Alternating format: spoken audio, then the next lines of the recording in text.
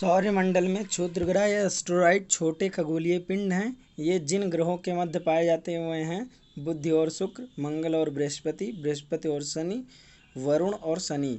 तो सभी क्षुद्र ग्रह जो होते हैं वो अनियमित आकार के होते हैं और मंगल और बृहस्पति की कक्षाओं के बीच सूर्य के चारों ओर क्षुद्र ग्रह परिक्रमारत हैं। तो इसका सही उत्तर है ऑप्शन बी, मंगल और बृहस्पति। सूर्य के गिर्द एक परिक्रमा के लिए निम्न में से कौन सा एक ग्रह अधिकतम समय लेता है? पृथ्वी, बृहस्पति, मंगल या शुक्र। तो सूर्य के चारों ओर परिक्रमा करने में ग्रहों को अलग अलग समय लगता है, जो कि दूरी के आधार पर इनको इस प्रकार रखा गया: बुध, शुक्र, पृथ्वी, मंगल और बृहस्पति। तो इसमें जो बृहस्पति है, बृहस्पति को सर्वाधिक समय सूर्य की परिक्रमा करने में लगता है, जो लगभग में 11 वर्ष के आसपास है। तो इसका सही उत्तर है ऑप्शन बी, बृहस्पति। क्षुद्र ग्रहों के विषय में निम्न कथनों पर विचार कीजिए। फर्स्ट, क्षुद्र ग्रह सूर्य की परिक्रमा करने वाले विभिन्न आकारों के चट्टानी मलबे हैं।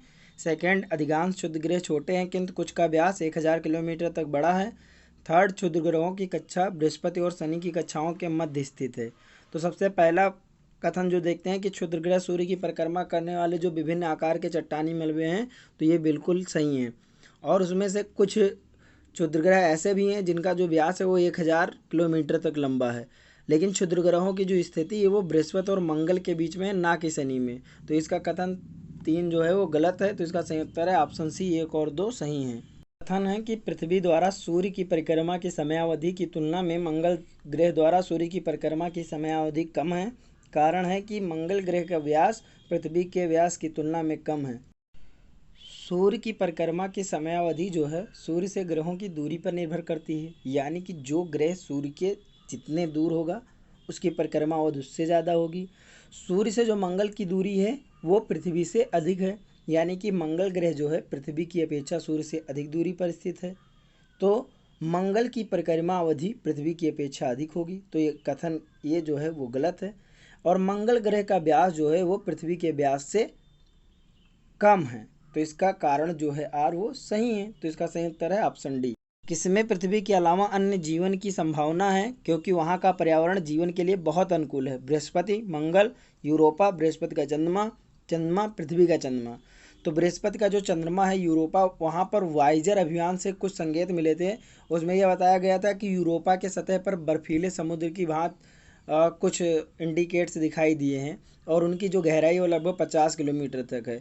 अगर ऐसा होता है तो ऐसा माना जाएगा कि वहाँ पर पृथ्वी के अतिरिक्त बड़ी मात्रा में जल मिल रहा है। तो जहाँ पर भी जल अगर मिलेगा तो वो वहाँ पर क्या है, जीवन रहने के लिए अनुकूल है। तो इसका सही उत्तर है ऑप्शन सी, यूरोपा, बृहस्पति का चंद्रमा।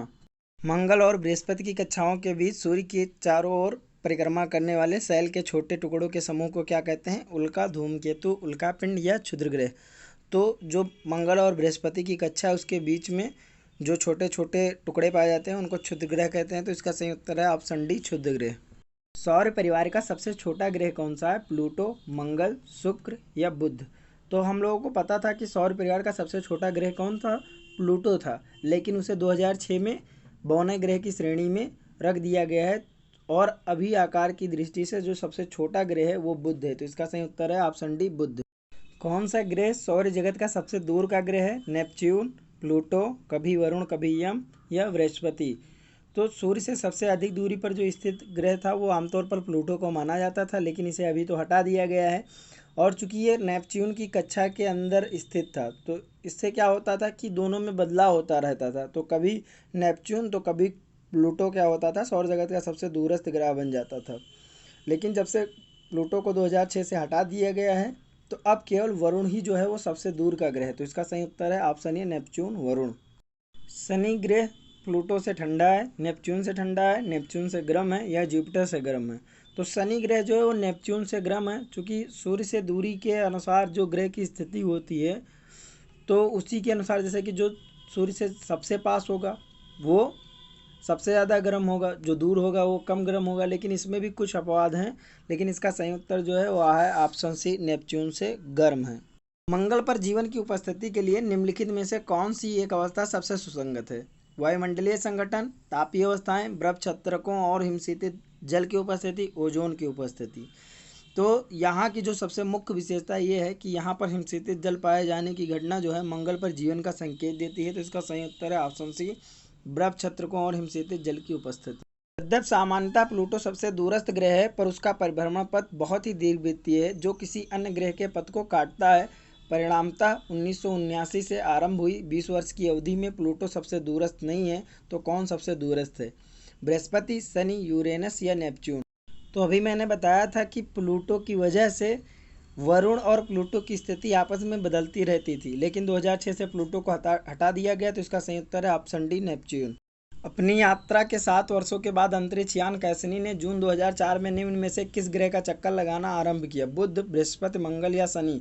तो जो कैसिनी यान था वो 15 अक्टूबर 1997 को शनि ग्रह का चक्कर लगाने के लिए छोड़ा गया था। तो इसका सही उत्तर है ऑप्शन डी, शनि। इस ग्रह के चारों ओर वलय हैं, शनि, मंगल, बुध या पृथ्वी? तो शनि ग्रह के चारों ओर वलयों की पुष्टि हो चुकी है। इस ग्रह के जो ए, बी, डी और ई वलय हैं वो पृथ्वी से भी दिखाई देते हैं। और शनि के अलावा बृहस्पति और वरुण दो ऐसे ग्रह हैं जिनमें वलय के संकेत प्राप्त हुए हैं। तो इसका सही उत्तर है ऑप्शन ए, शनि। बृहस्पति का वलय होता है सिलिकेटों का बना हुआ, अस्तित्वहीन, बहुत घना एवं अपारदर्शक या उपरोक्त सभी। तो बृहस्पति के वलयों की खोज जो है सर्वप्रथम 1979 में वोयेजर 1 स्पेस प्रोब ने की थी। इन वलयों को जोवियन वलय कहा जाता है। माना जाता है कि ये वलय जो है वो सिलिकेट के बने हुए थे। तो इसका सही उत्तर है ऑप्शन ए, सिलिकेट का बना हुआ। निम्नलिखित में से कौन से ग्रह के सर्वाधिक प्राकृतिक उपग्रह अथवा चंद्र हैं? बृहस्पति, मंगल, शनि या शुक्र? तो वर्तमान में बृहस्पति ग्रह के सर्वाधिक 69 प्राकृतिक उपग्रह या चंद्र हैं। तो इसका सही उत्तर है ऑप्शन ए, बृहस्पति। क्षुद्र ग्रहों और धूमकेतु के बीच क्या अंतर होता है? फर्स्ट, क्षुद्र ग्रह लघु चट्टानी ग्रहिकाएं हैं, जबकि धूमकेतु हिमशीतित गैसों से निर्मित होते हैं जिन्हें चट्टानी और धातु पदार्थ आपस में बांधे रखते हैं। सेकंड, क्षुद्र ग्रह अधिकांशतः बृहस्पति और मंगल के परिक्रमा पथों के बीच पाए जाते हैं, जबकि धूमकेतु अधिकांशतः शुक्र और बुध के बीच पाए जाते हैं। थर्ड, धूमकेतु गोचर दीप्तमान पुच्छ दर्शाते हैं, जबकि क्षुद्र ग्रह यह नहीं दर्शाते हैं।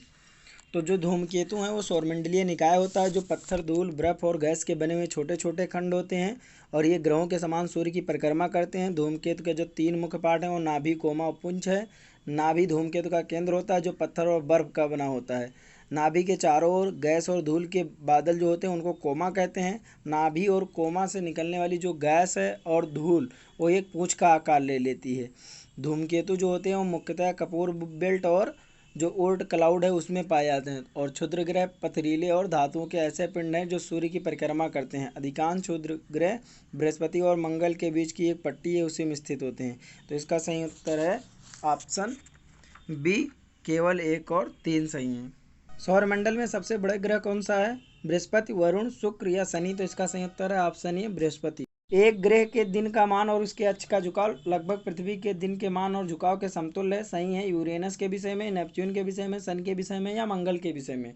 तो पृथ्वी के दिन का मान 23 घंटा 56 मिनट और 23 सेकंड है और उसके अक्ष का झुकाव 23 अंश 27 मिनट है। यानी कि स्पष्ट यह है कि मंगल के दिन की अवधि और अक्ष का झुकाव पृथ्वी के लगभग समतुल्य है। तो इसका सही उत्तर है ऑप्शन डी, मंगल के विषय में।